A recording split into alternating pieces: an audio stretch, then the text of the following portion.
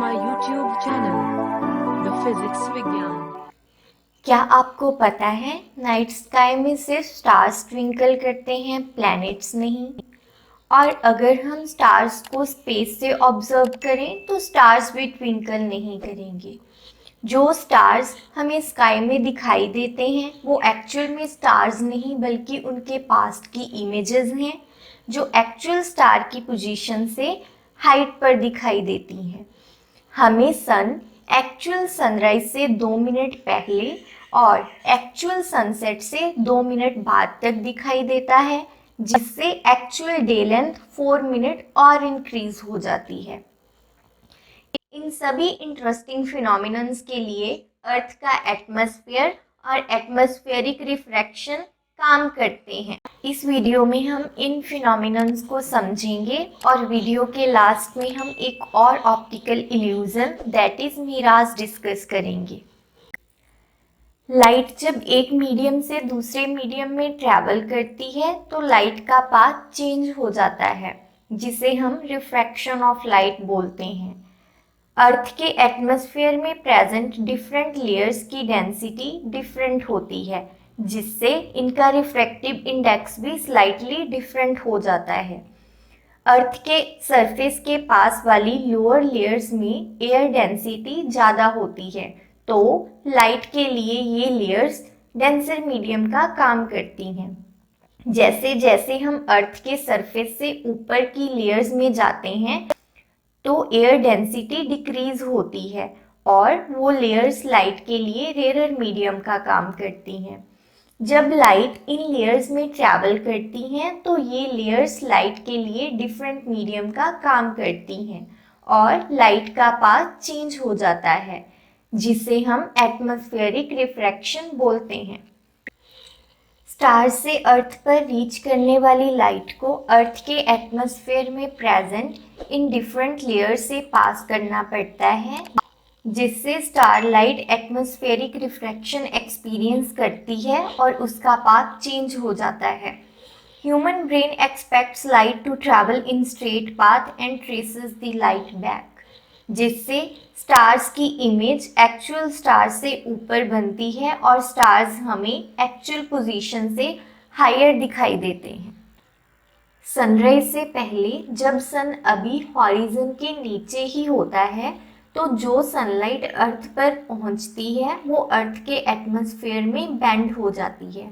जब human brain उस light को बैक ट्रेस करता है तो हमें सन की इमेज हॉरिजन के ऊपर दिखाई देती है, जिसे हम एपरेंट पोजीशन ऑफ सन बोलते हैं, और सन हमें एक्चुअल सनराइज से 2 मिनट पहले ही दिखाई देने लगता है। This is called advanced sunrise.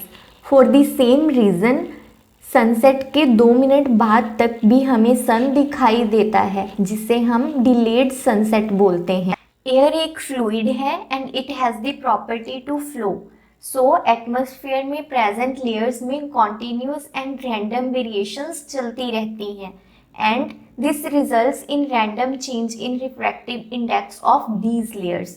इस कारण से स्टार्स की एपरेंट पोजीशन और स्टार्स की ब्राइटनेस स्लाइटली लेकिन रैंडमली चेंज होती रहती है। This causes twinkling of stars. अभी हमारा क्वेश्चन है कि स्टार्स ही ट्विंकल क्यों करते हैं, व्हाई नॉट प्लैनेट्स।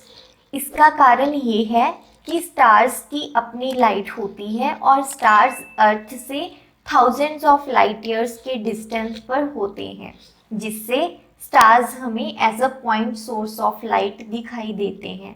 लेकिन प्लैनेट्स की अपनी लाइट नहीं होती, वो सनलाइट को रिफ्लेक्ट करते हैं और अर्थ से कुछ ही लाइट ईयर के डिस्टेंस पर प्रेजेंट होते हैं, जिससे planets as an extended source of light act करते हैं। पॉइंट साइज्ड होने के कारण स्टार्स की एपरेंट पोजीशन में जो रैंडम वेरिएशंस होती हैं हम उन्हें ऑब्जर्व कर सकते हैं, which results in twinkling of stars. लेकिन एक्सटेंडेड सोर्स होने के कारण प्लैनेट्स से आने वाली लाइट रेज में जो वेरिएशंस होती हैं वो एक दूसरे को कैंसिल कर देती हैं और हमें वो वेरिएशंस दिखाई नहीं देती। Hence, planets do not twinkle. Stars की ट्विंकलिंग की तरह ही आपने फायर के पास फ्लिकरिंग इफेक्ट एक्सपीरियंस करा होगा। एटमॉस्फेरिक रिफ्रैक्शन के कारण ही समर्स में हाईवे पर या फिर डेजर्ट्स में हमें वाटर का इल्यूजन होता है। In the lowest part of the atmosphere that is troposphere के सरफेस के पास वाली एयर का टेम्परेचर ज़्यादा होता है और वो रेयर मीडियम की तरह एक्ट करती है। और जैसे जैसे हम ट्रोपोस्फेयर में ऊपर की तरफ मूव करते हैं, air gets cooler and acts as a denser medium for the light.